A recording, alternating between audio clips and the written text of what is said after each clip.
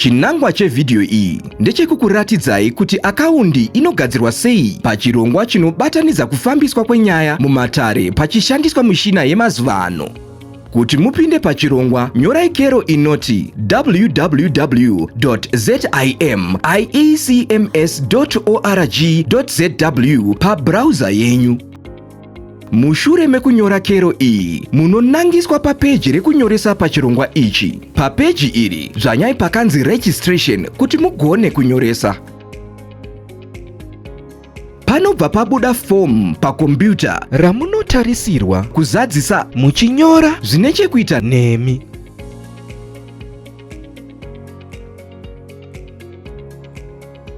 Munotarisirwa kunyora kero yepadande mutande email inoshanda.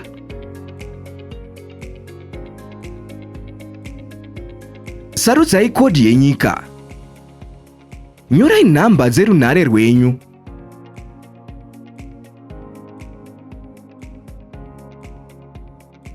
Kero yenyu yepadande mutande ndiro zita ramuchange muchishandisa. Uye isai password yamuchange muchishandisa kupinda muaccount yenyu. Cherechedzai kusimba kwepassword yenyu. Kana isina kusimba, munenge makufanira kuisa imwe. Nyorai patsva password yenyu.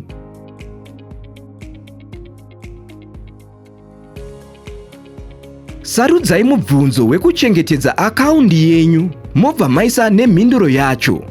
Cherechedzai kuti munogona kugadzira wenyu mubvunzo zvekare nemhinduro yacho. Mubvunzo nemhinduro iyi zvakakosha sezvo muchizozvishandisa kugadzisa password yenyu. Ipai mhinduro yemubvunzo yamusingazokanganwi.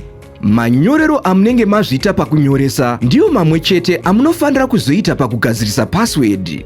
Dzvanyai pakanzi create account kuti mugadzire akaundi inenge iine tsanangudzo yezvine chekuita nemi zvamashandisa pakunyoresa.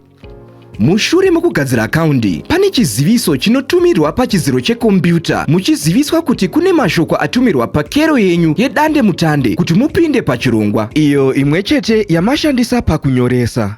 Mashoko aya anoshandisika kwema-hour 24. Mukatadza kupinda muchirongwa pama-hour 24, munenge makubata vekumuzinda wazvo call center kuti vakubatsirei. Mukasamutsiridza akaundi yenyu, hamuzokwanise kupinda muchirongwa. Munogona kuvhura email yenyu, motsvaga email yamatumirwa kubva kuIECMS inotaura zvekunyoresa kweuyo akunyoresai. Pamunovhura email yenyu, kana kari kekutanga kugamuchira email kubva kuIECMS, munogona kusaiwana munosvikira maemail. Kana zvadaro, munenge makufanira kutarisa muspam.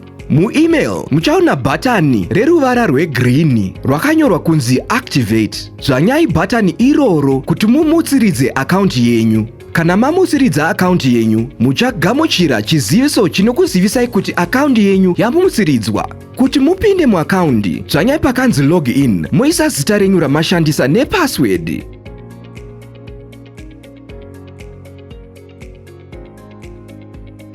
Kana madaro, mabudirira kuvhura nekunyoresa akaundi uye nekupinda.